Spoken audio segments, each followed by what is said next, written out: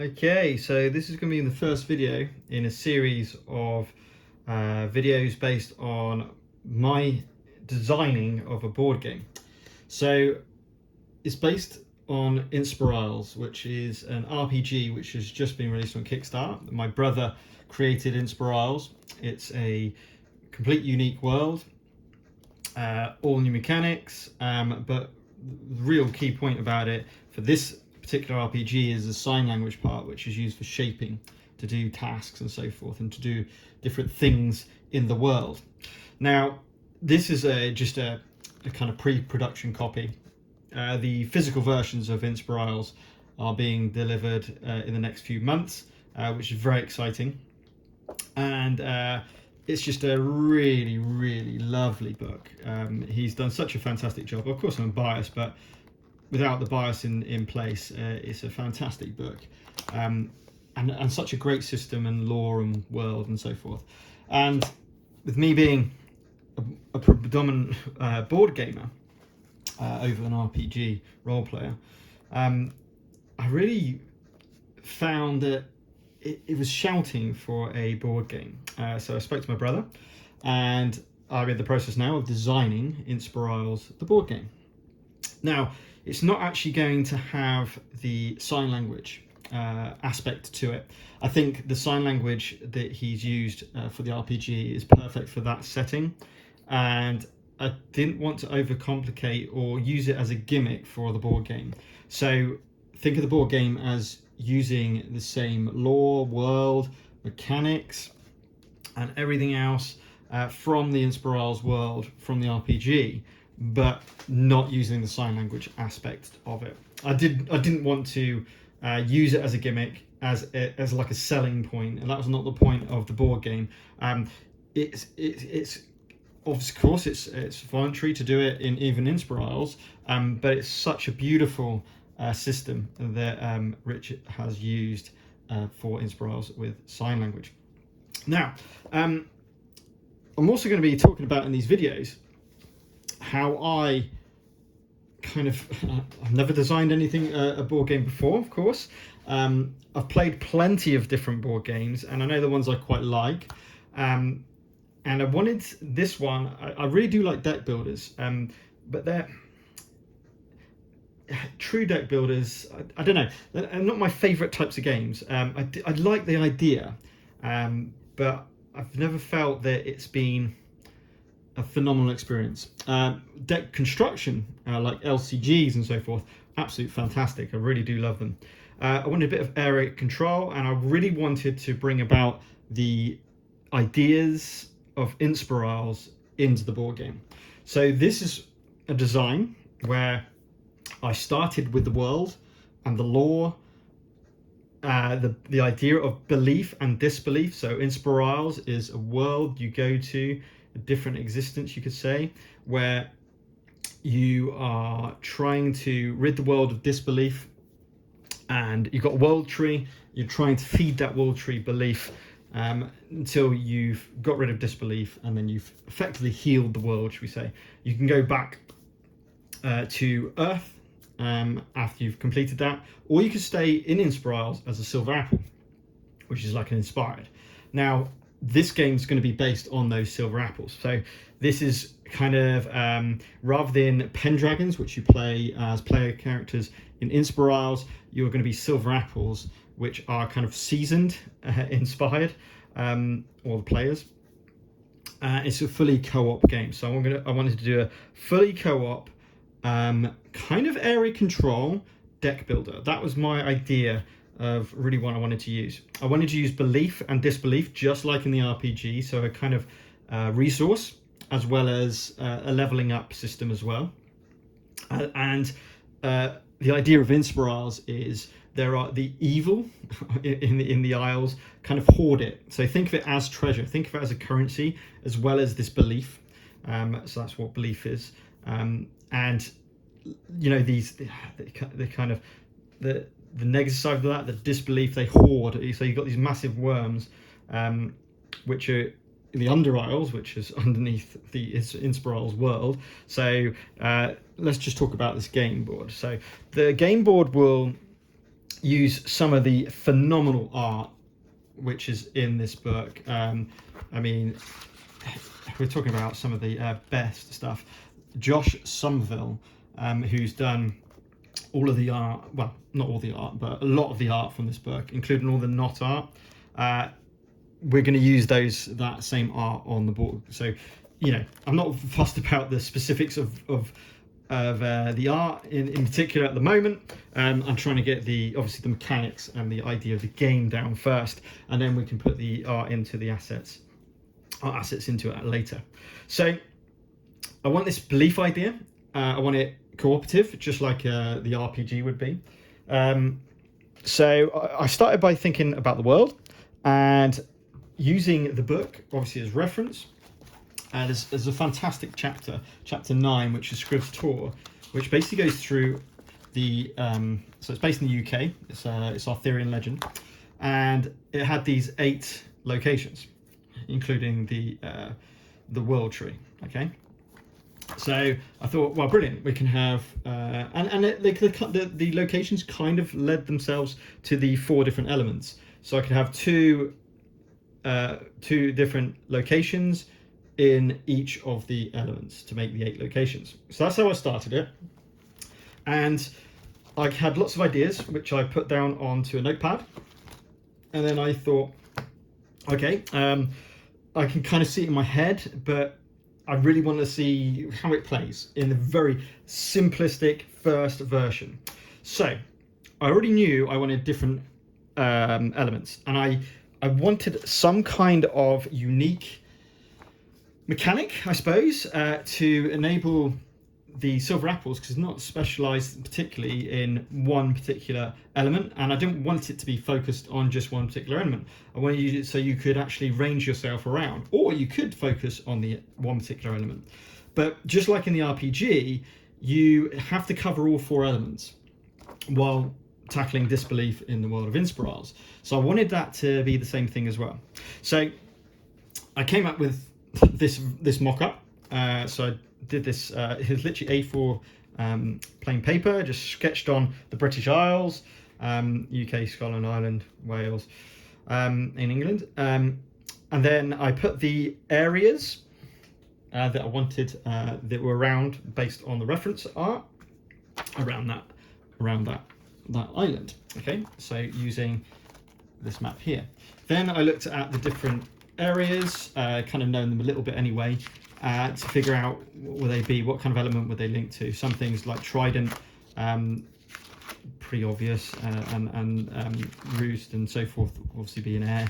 So a lot of it was really easy to figure out. And then using that idea, we came up with these tracks. So what I really wanted to do was, the idea of belief and disbelief is you're going to be doing these events. They're either taken straight from the RPG. You either do a disbelief battle or a belief barrier. So a belief barrier is an unopposed dice roll in the RPG, where 3d6, using the exact same mechanics from the RPG, because they effectively, I helped develop the mechanics for the RPG, and it really came from a board game standpoint, and that's where it kind of like developed through. So it lends itself perfectly to a board game mechanics, which is brilliant. It means that, if you play the RPG, you see real big similarities with the board game, and vice versa. So hopefully, if you enjoy one of them, you might like to try the other one, because you might enjoy that one as well. So belief barriers are unopposed rolls that you're trying to hit a target, 10 or more in the game. But that's going to change depending on the cards. So I wanted it to have a bit of variance, have a bit of interest, have some random elements as well, so it's replayable. Disbelief battle is when you have an opposed dice roll. Now, please bear with me that I've got green dice and red dice, and for all of the cards that I'm producing, I'm talking about white dice and red dice. So white dice are the ones that you roll as a player, red dice are your opposed dice. Okay, so I wanted that aspect to really hit home and to be really prevalent in the board game as well. So I wanted that chance of this disbelief happening, the idea of of if you roll a crit, which is 17 or 18, you get belief, and a 2 and a 3 and a 4 is disbelief. I wanted that to stay in there. So you're building up this belief, and remember, belief is like a resource. It's like a currency, if you like. So I started off by putting belief around the board edge, thinking like victory points. But I thought that won't work really if you've got different player counts. So my idea at the moment is to use a kind of like the system they use in Massive Darkness and Zombicide, that kind of idea, where you've got on your player sheet, your player tray, or whatever you want to call it, you've got multiples of 10s, and then you've got 10 numbers below that. So you can go up to that 40, 50 belief each player, which will really work a lot better. So there's going to be that kind of idea, and remember, it links to leveling up and all the rest of it. You're going to have a wheel, which originally I had as a double-sided. So this is going to, every round is going to be rotating around, and the idea was that you are proficient in that particular element at that time. Now, that worked fine in a way when I had my original card. So I literally did a few cards, a mix of battles and barriers.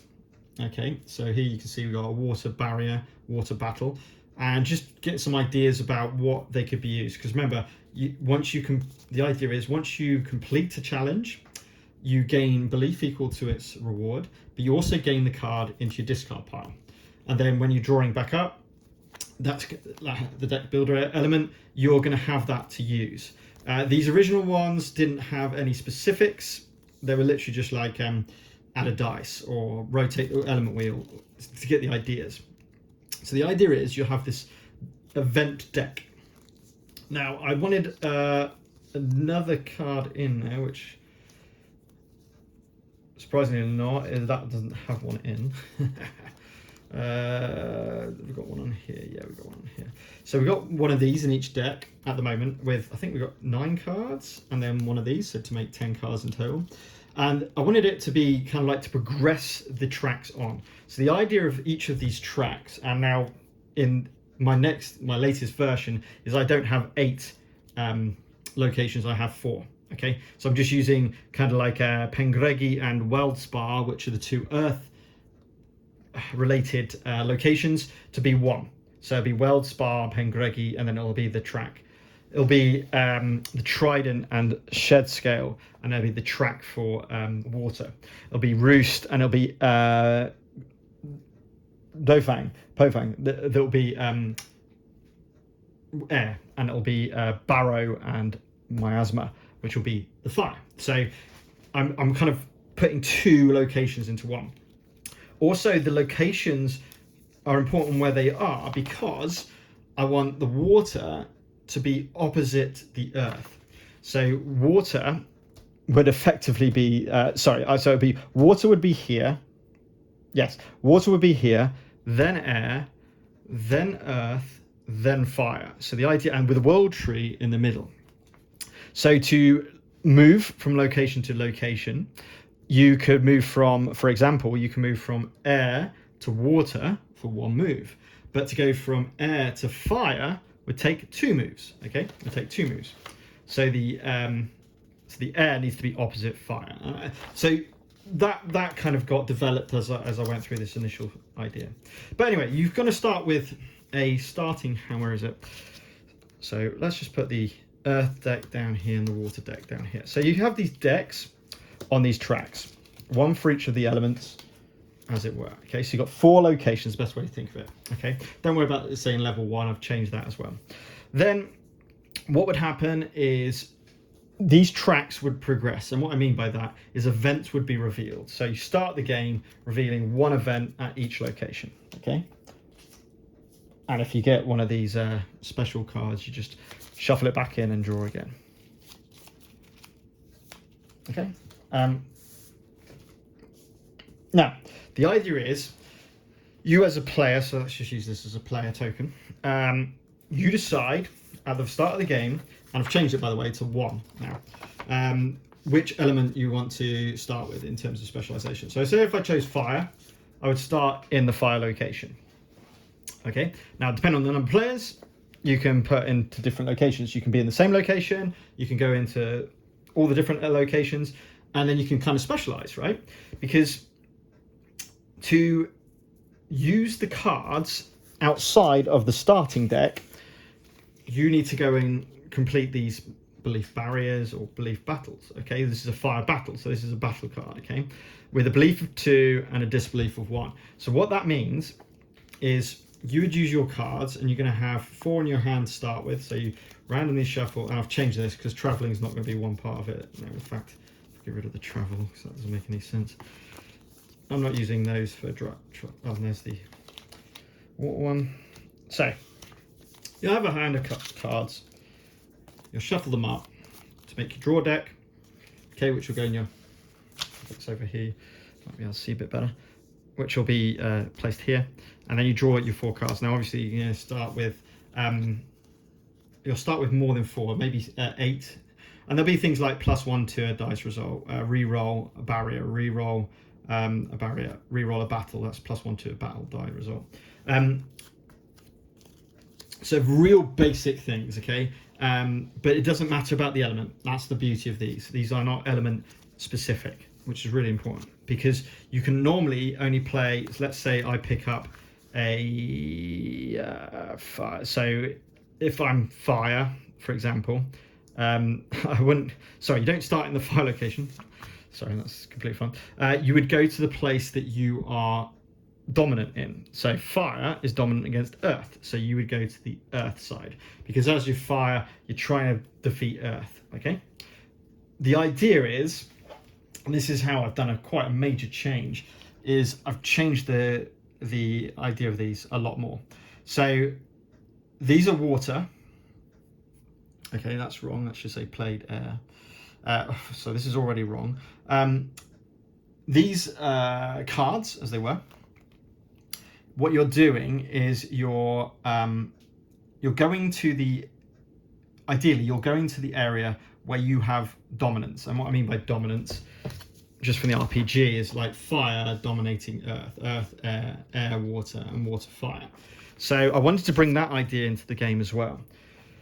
So if we look at the battle, how I've changed that is, unless you're air, which is dominant over water, bad things happen in a battle, okay? Depending if you're level 1, 2, and 3, you're all going to start on level 1, and then as you get to certain belief milestones, you level up. You level up the game, okay? So you level up to level 2 or level 3, depending on what your silver apple is leveled at. If you complete this, so disbelief would be rolling the green dice or white dice, which I've got on the cards at the moment, and the 3 red dice. Now, let's say I am fire, I'm doing water. You wouldn't do that would be a bit silly. But anyway, let's say I'm doing this with fire. I'm not air, so I have to re-roll the highest white dice. So I'm going to have to re-roll my highest dice. Now, it's basically the higher dice matters, but I do have these I can spend. So roll these, and we get 4, 3, and a 3 to make 10 for the opposed roll. I get a 4, 5, and a 3, which gives me 12. So I've got 12 against 10, I'll be winning. But because I'm not air, I have to re-roll my highest dice. Now, of course, I could get a higher number. I got 4. So 4, 4, and a 3 is 11. I still win. So I managed to win that. What you would do, therefore, is you would grab that card and you put it in your discard. And the idea of that is this deck builder, right? So I didn't need to use any of these. I could have used these if I wanted to get a bit more. But it's a true 17 or 18, not by adding numbers and modifiers to get 17, 18, which gives you that crit, okay? So that's cool. And what that does is it clears the path that you're on, okay? So you start to clear the path you're on. Now, players will get, the way that I've got it at the moment in terms of a round, which has changed multiple times already, and it's only been like a month in on and off of a bit of designing and developing at the moment. But the idea is that as these tracks move along, they'll get to 4 positions, okay? How they move along is at the end of all your turns. You only get 1 turn, okay? So at the location you're at, you'll be able to have a go at one of the events that are there.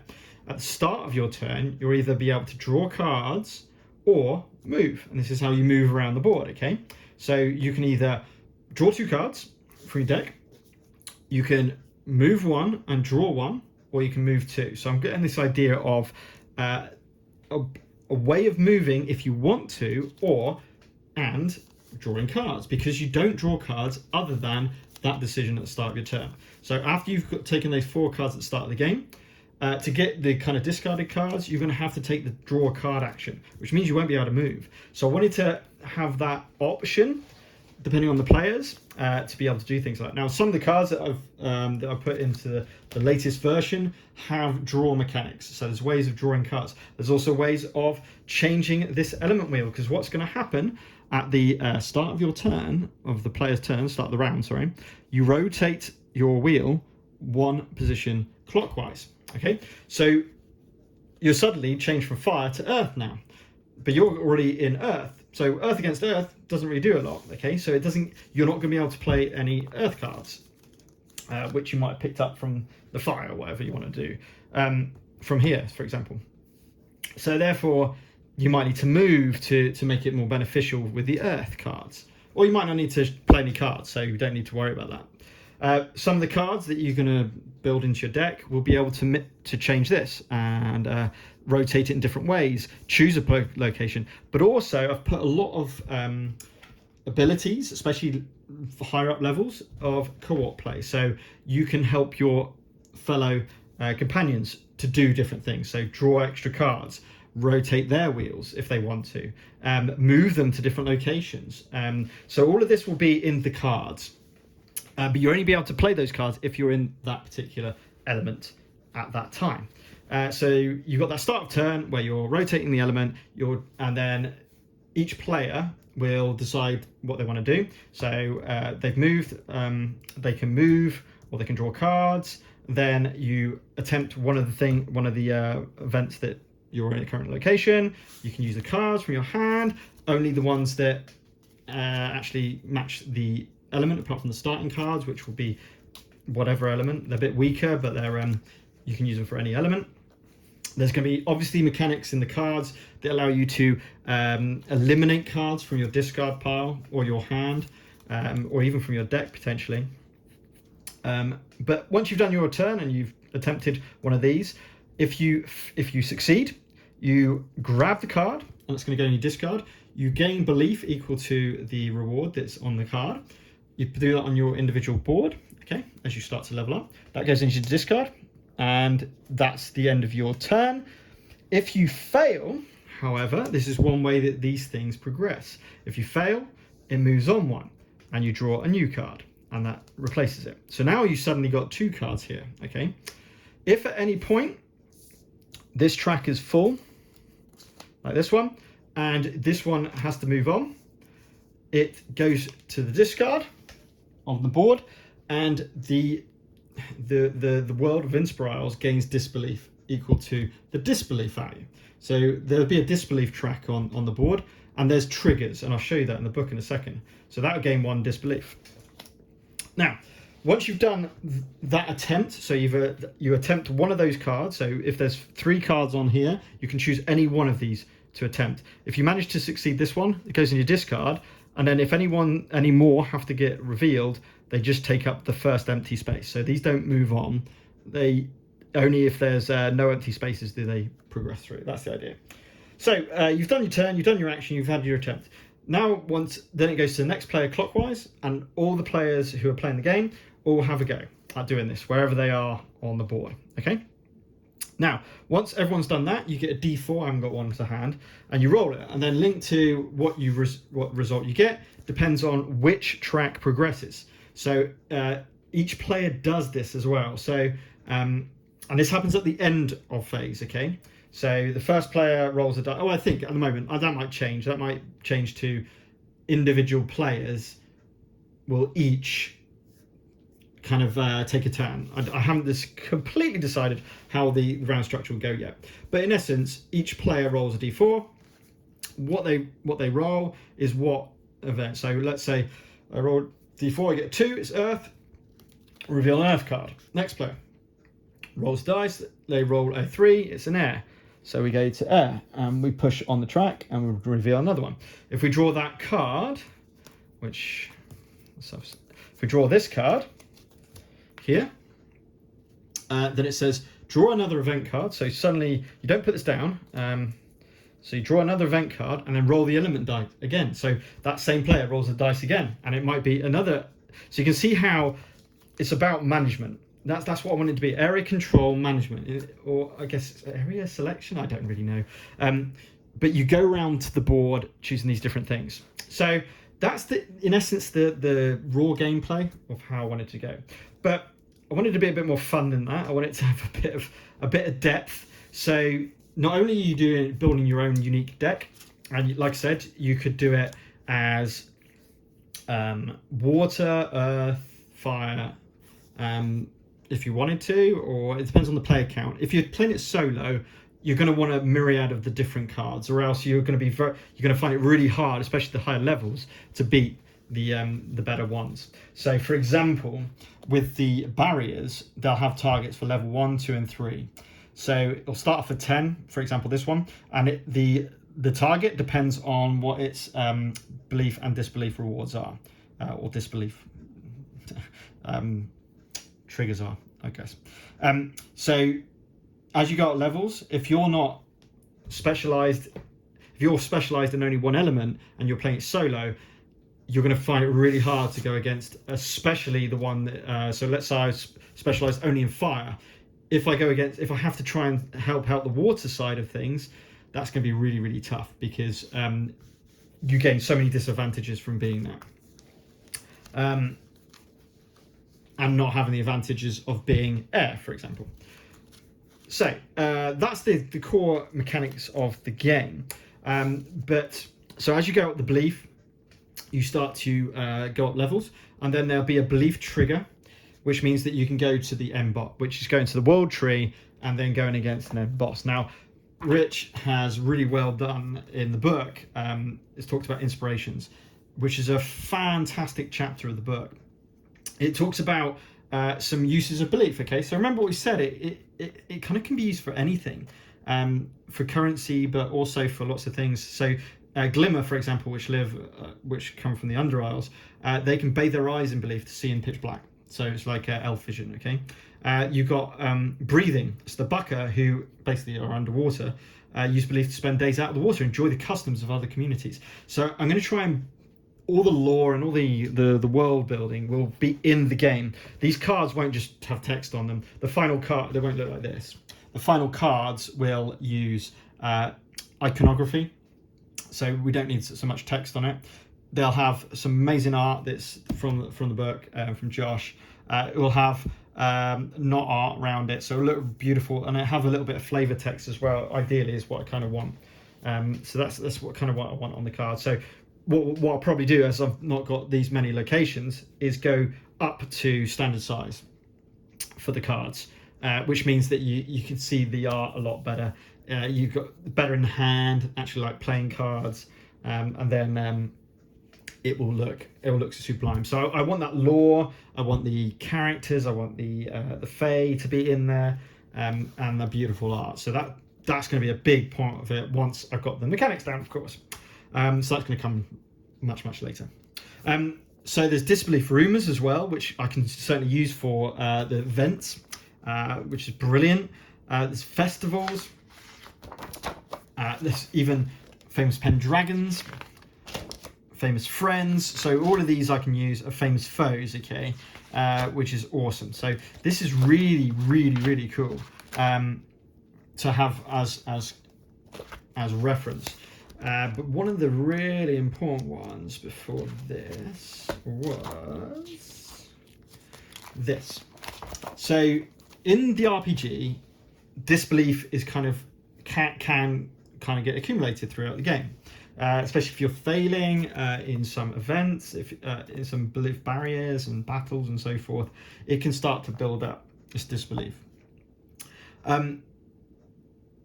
As it starts to go up, there's these Calamity Meters, and these are perfect for this game. So based on the amount of disbelief gaining, if the players now I'm going to keep it not changing with player count, because the aspect and the mechanics that I believe that I'm putting in will balance that out. So effectively, if 15 disbelief is gained, you lose the game. That's the idea, because all wells collapsed. Okay, no way of getting rid of the disbelief, and all the belief is lost. Different triggers, different calamities happen, and it works really well. So this will happen in the game.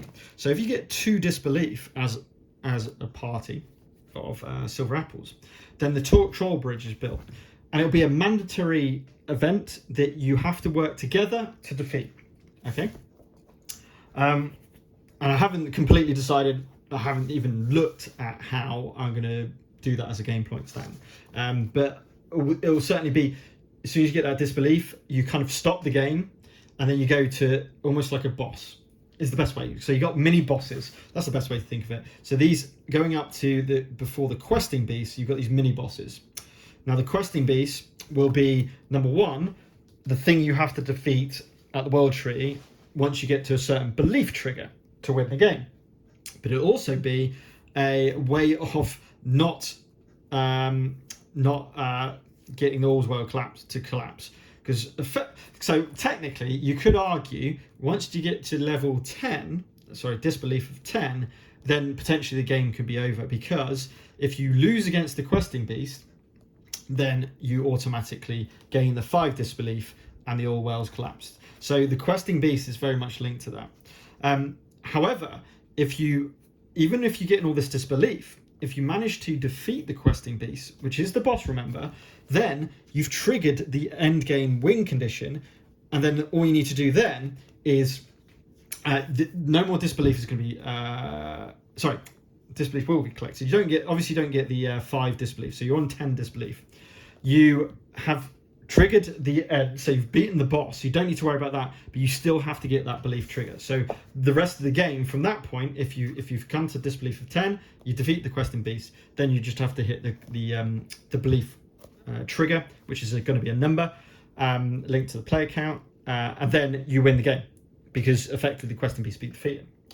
However, you've only got 5 disbelief that you're able to use as a buffer before you lose, because the all world's collapsed. So I'm going to use this calamity meter and this idea of disbelief as a additional mechanic in the game, or additional thing that happens in the game, to bring about that flavor of what disbelief's doing to the world. Because it's obviously it's not a narrative game. I need to point that out now. I didn't want it to be. I think the RPG is phenomenal for a narrative. It's not a campaign game. It is a literal get it out and then just play. You could. It's going to have to be quite a lot of these event cards, so that you're not you can't learn them because it's on a dice roll. So that's not going to matter. But you might pick up ideas of what's the best way to try and tackle and beat the game. Is it better to be honest, is it better to almost forget about an area, a location, and just let it just not spiral out of control? You can pick it up every so often, but really focus on the other 3, and therefore you can only pick up those cards, and then you specialize in a specific element. You could certainly do that. It's going to be lots of different ways, and obviously playtesting is a massive part. I've playtested this very, very basic, very, very initial staged run, and I like the mechanics. I think the mechanics work well. I like the idea that these events progress through, and if you leave them unattended, so just like imagine in the real world, in Inspirisles itself, if you left a location to just bring about disbelief in that location, then that's going to be an issue. And I wanted the disbelief to start coming off. So every turn, potentially, depends on the dice roll, and that's the random element of it, which, again, I like randomness. If it's not too swingy, and the randomness of this, I think, is a nice medium, because you don't know which area is going to progress through these events that are happening in these different areas. Obviously, it doesn't just say water battle now.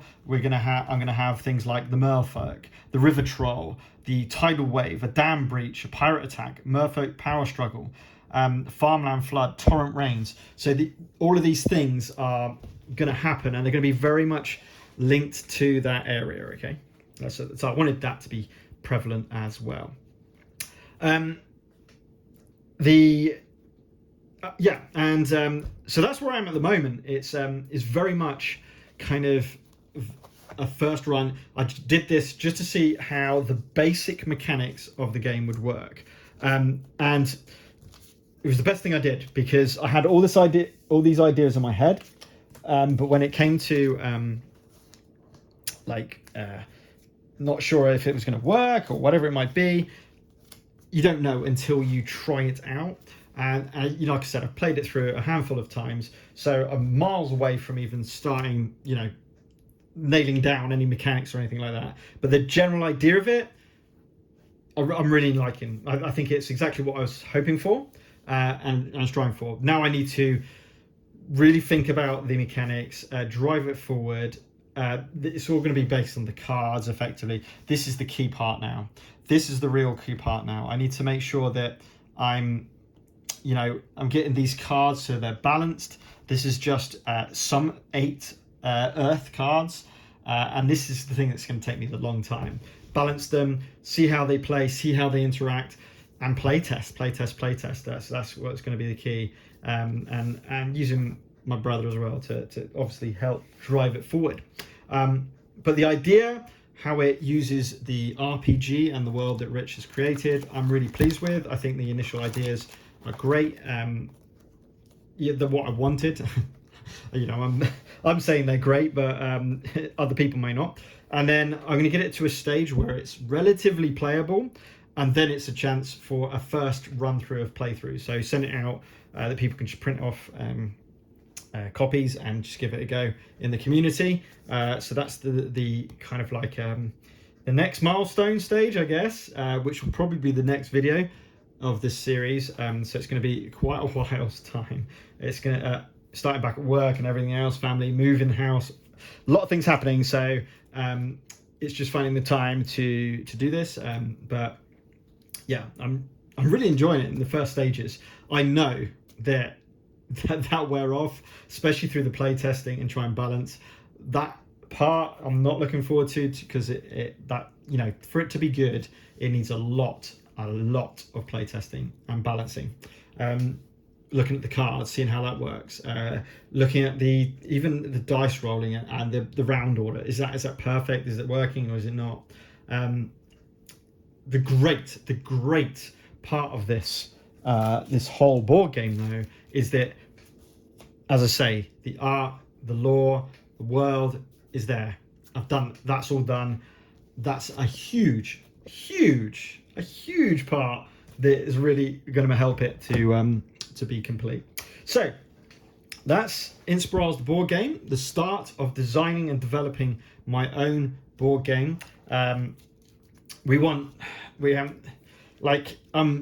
you know, I'm a big sucker for miniatures. I'm not going to. It doesn't warrant miniatures, but you'll need silver apple playing pieces. So I'm currently wanting a kind of a knot art standee that could be plastic, that just represents your playing piece.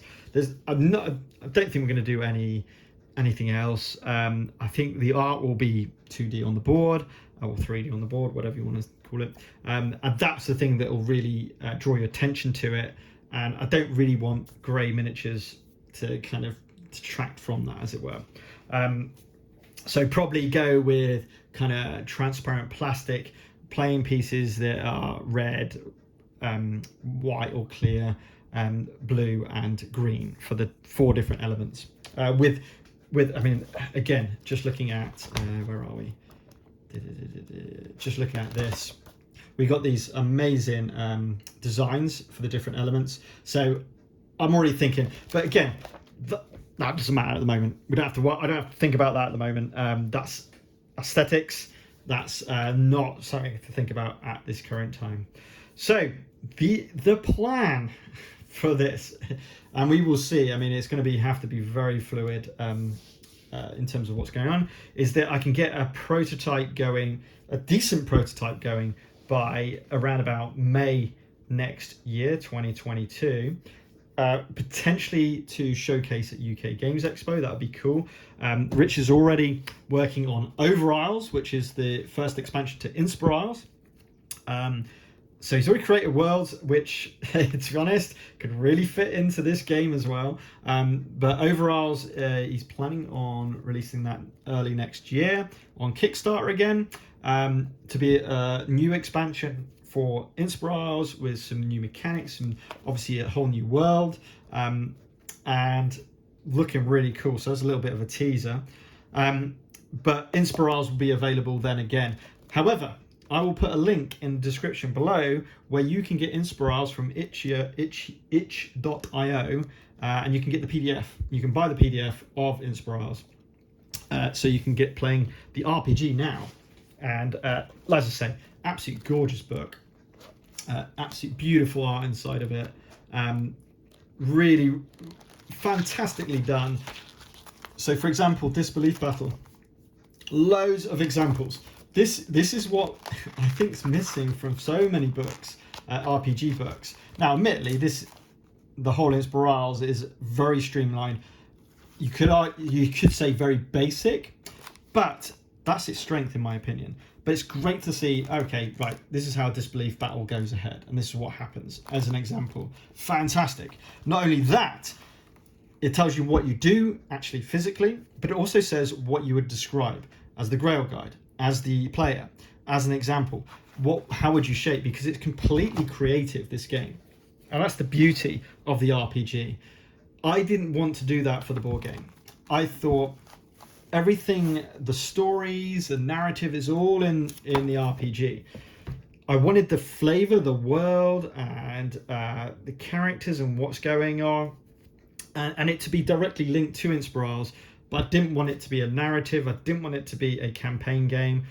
Number one, I wouldn't have the resources or the time to do that. Number two is, I wanted a board game. I wanted a pure board game, because I really miss those. There's so many campaign games at the moment that I'm really attracted to, those more pure board games, and that's kind of what I want to go down. I really wanted a deck builder as well to make it unique, your deck's unique. I started off by thinking, do I want to do a unique player boards? What's it called? Oh man, mind blank. Isometric? No. Yeah.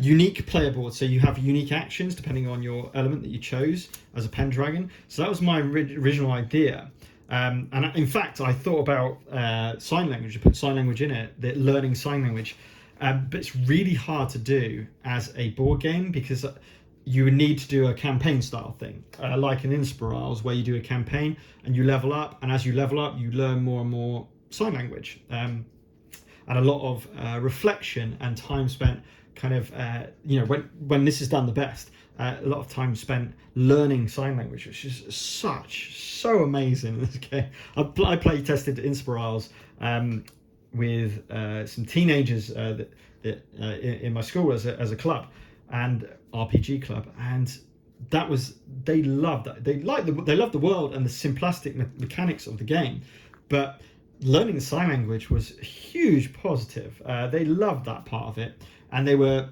really got to really finger spelling and started to look at greetings and so forth as well. So we got to a half decent point from the amount of times we played, but they loved that aspect of it, and it does it so well.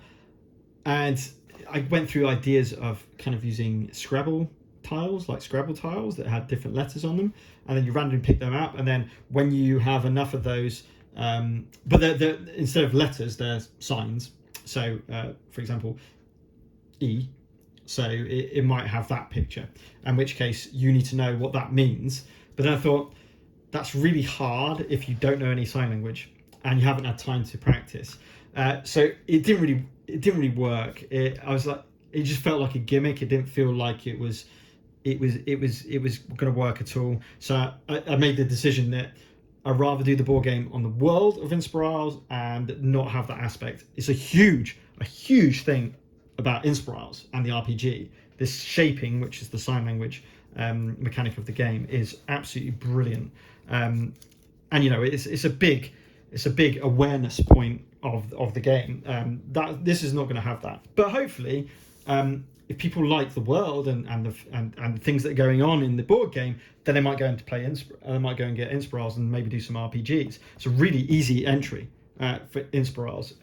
He has a whole section on how to GM, DM, and so part 2 is the Grail Guide, how you narrate examples, how you can set up different stories, different scenarios, and different questing days. Do you want to go for an aggressive test? So you kind of create and build your questing day with different aspects. So do you want to do a mix of them? So do you want to like aggressive test with a time test, a puzzle test, or do you want that particular questing day, that session, to be all about puzzles? Then you do all these different smarts, and then do you want loads and loads of belief barriers where you're not really doing opposed tests, or do you want to do several belief barriers and then have like this belief battle to finish off the session? All of that stuff. So how you do those things, then it gives, just throughout the whole book, gives examples, tips and failures, how you might want to do those days for the different types. Absolutely brilliant.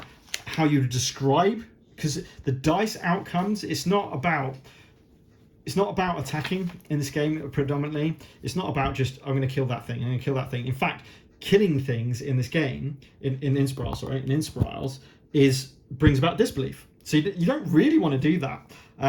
So you're using your shape and using your elements to overcome obstacles.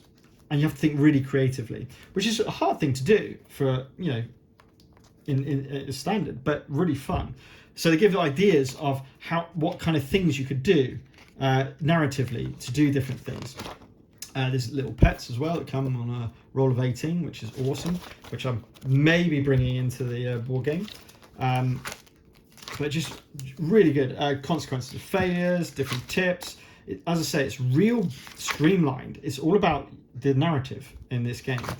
So that covers the narrative, that covers the story in a superb way, and the sign language. The board game is different. I wanted it to be tactical, this deck building, so it's building up a personalized character, that would be fantastic. I wanted the calamities, this idea that as disbelief increases, it has real consequences, and I want that to come into the game. So all of these elements kind of came together to start off designing this game, and the hope is that as I move through the development of the game now, it's development of the game, I guess now, it will start to become more and more balanced. It is fun. That was a big part. It had to be fun. It had to feel like I was doing things. But one of the things when these original cards, it was fun, but it didn't feel. I didn't feel specialised. I didn't feel like I was specialising. It was like, well, it doesn't matter where I am. I just do that and I rotate. It doesn't make sense. And then, well, hang on. If I went to water and I got this, it probably means that I want to be air proficient with that particular card. So you go to a water barrier, but then you only use that when you're air proficient. Okay, that's the idea. So you go to tackle water by being air. That's your strongest stance, should we say, to do that. So that really needed to hit home. So hence the stage I'm at now, which is designing the cards.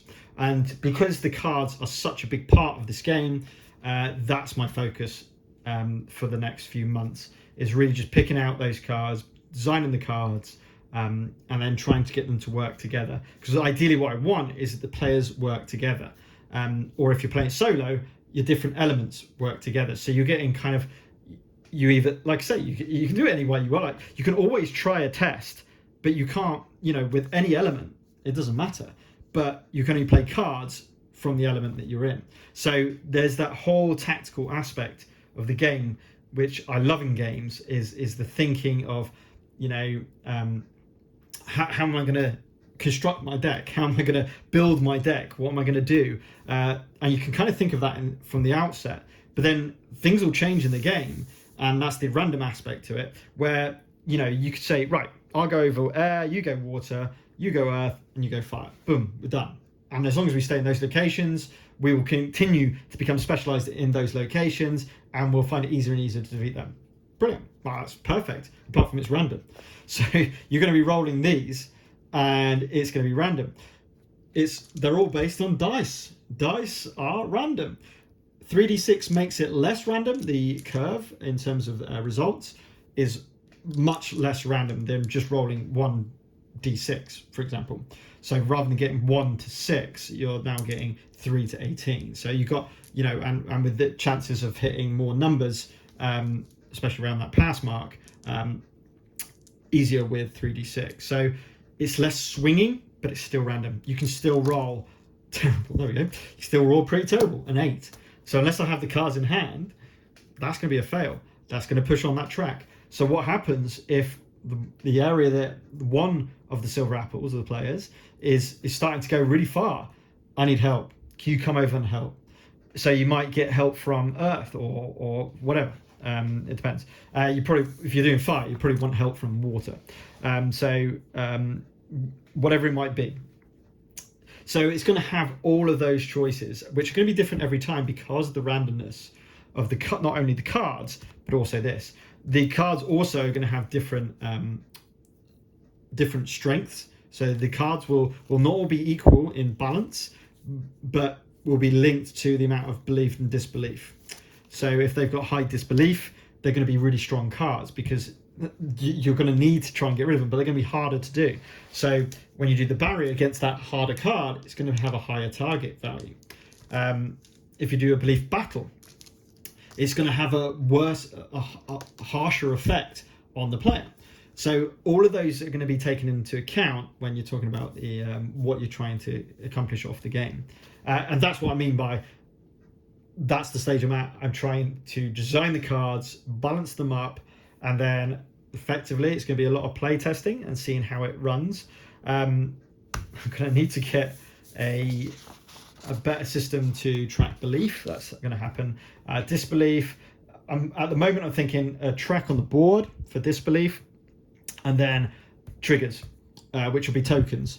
And then once you come to that trigger, it triggers and it doesn't trigger again.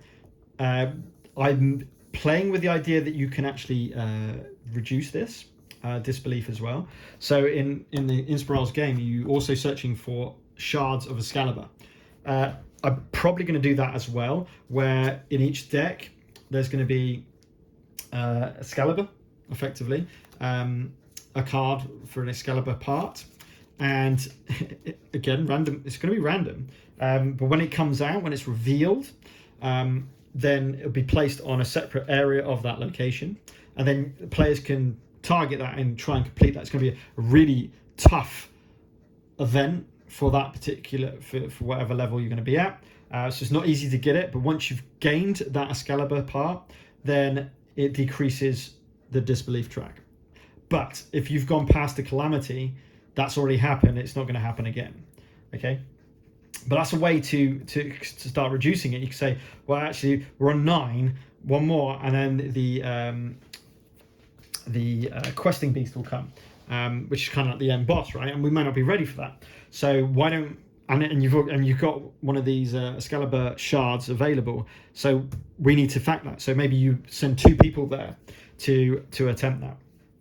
And that's another aspect which I'm toying with is, are you able to play cards out of turn?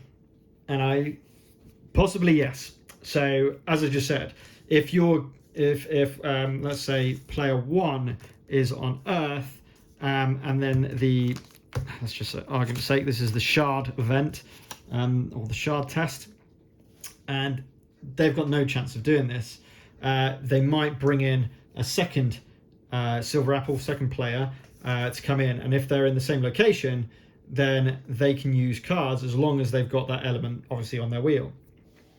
So they can't roll dice, but they can add cards to the event. So I really want that cooperative nature to come into play.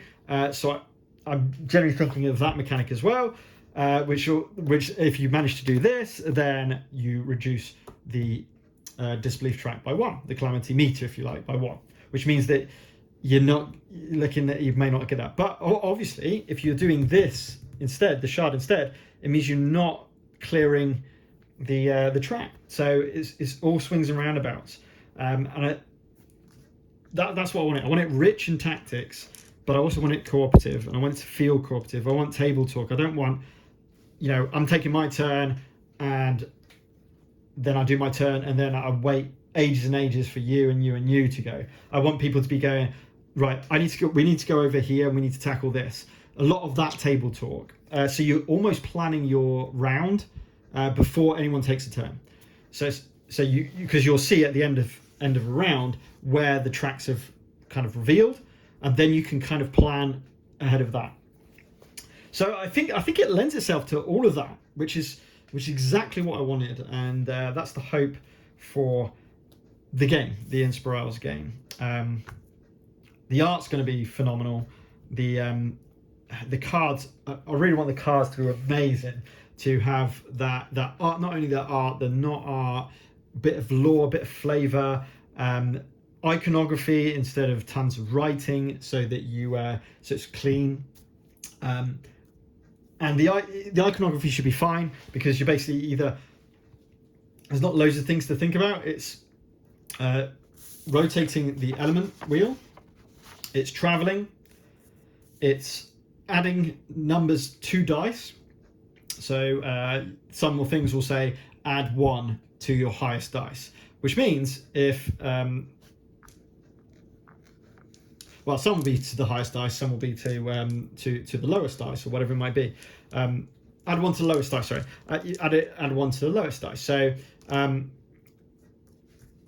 again, you're not changing it, so you're not going to get crit. So if you got a 6, a 6, and a 4, which is a great number, you couldn't just add 1 to this to get a crit. So for example, it has to be the roll, but you could re-roll this and then hope to get 1, but then you run the risk. But then you can play cards to add it up. It depends on what the opponent rolls or whatever you're trying to hit as well. So that can all be done with that iconography. Re-roll, and then there'll be like a little cheat sheet, which will have the round structure, of course, and then what the icons mean. So that's all going to be done there. On the board will be in fact, I'm thinking of doing the round structure on the board itself, with this idea of what, D4, blah, blah, blah, blah, blah, blah, and what that does. So that can all change. I mean, that, again, at this stage, that's not really essential, but lots of ideas at the moment, and it's just getting some basic core stuff done first, and then start to bring in these extra ideas. I really want to do the Excalibur shards. I think that's a really good way to mitigate this. And and also, if you manage to get all 6 shards of Excalibur, then you can forge it on the world tree and you win the game. So I wanted that different win condition. So you don't necessarily have to defeat the questing beast, this boss.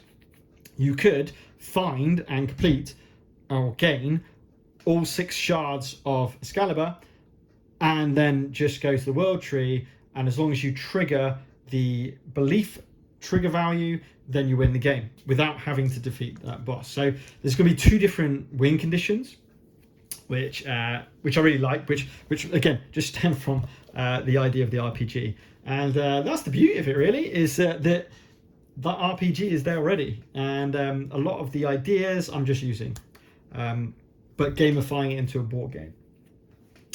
So yeah, that's it at the moment. I mean, I've already done loads of changes, and as I say, this is just the very, very initial stages. So if you're thinking of designing and maybe developing a board game, have a go. I mean, we don't know if this is going to be a success. No idea. The plan is to, as I say, is to kickstart it, because I think that's the only way really to afford it. But I mean, there's so many, which you'll see in this series. There's so many different blocks. Got to find a printer, of course, and a shipper. Got to think about all of that from scratch. So it'll be interesting. It's certainly going to come with its challenges, but I rarely see, well, I don't think I've ever seen a video talk about the developing process. A lot, you know, I guess a lot of games keep things hidden behind closed doors, but I thought, sod it. Inspirisles is the IP of Rich Oxenham, so obviously I'm working, being his brother, I'm working directly with him on this, and it'll be released through Hatchling Games, so it'll be through his company, of course. So, you know, people aren't going to steal the IP. That's fine. People can use the mechanics. I don't understand the point of keeping mechanics secret. Just show it. But yeah, it gives an insight into my journey, and I thought it'd be quite nice for people to see that as well. Okay, I think I've rambled on enough for the vlog number 1. This is, by the way, is shot in 4K, so I hope this is super crystal clear. And I'll be doing my painting videos and future videos using 4K from now on, so people can, if they wish to, see it in a lot more detail, which is cool for painting videos, but if you want to. Cool. I think that covers everything. As I say, I'll put a link in the description of where you can get Inspirisles, the RPG, and you can get the PDF, and you can buy that. The idea will be, after the Kickstarter has been fulfilled, Rich will be selling the hard copies of these, I believe, but there's a limited edition that people, which was kind of like Kickstarter exclusive. So the standard edition will be available to buy. So he's gonna go down that route as well. As I say, when Overisles is kickstarted, I think February 22, I think he's aiming for. When that gets kickstarted, there'll be a chance to pick up Inspirisles again, which will be great, because by then hopefully people have managed to play it more, give it some review, give it some exposure as well, which would be fantastic. It's such a nice system. Yes, I'm biased, I'm his brother, of course, but you know, putting my my subjective hat on, it's fantastic. I just love it. I think it's such a great system. So simple. You know, it's targeted at teenagers, and it works with teenagers. It really does. It's not overcomplicated. You can literally just get straight into it, and you can learn sign language together. This is what's so good. So the Grail guide, who's the DM, they do not need to be fluent in sign language. Okay, you can start sign language learning with the players, with the Pendragons, and that's so cool. That's so cool. So yeah, so please do comment about any of the design process, anything I've done so far.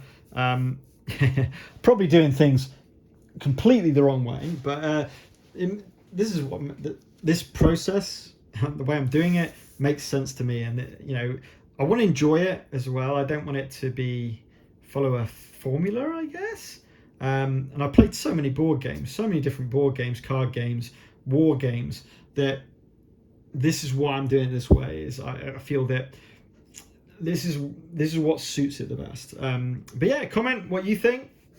This is the first video. It's very early stages. Please point out, this is not even prototype. This is before prototype. So this is well early. But there's some of the ideas that I came across and why I chose what I chose. I will be, as I say, I'll be releasing these periodically through the coming months and year, as I go through the different stages. So as I go through different milestones. So what I'll probably do is the second designer or developer video will be when I've done the new cards, maybe got a new board laid out, and then I'll do a video and maybe doing even a playthrough, so you can kind of see how it works and how those different cards work, and I can do it solo for that. Then it'll be playtesting with different player counts, of course. That's going to be a big part of it.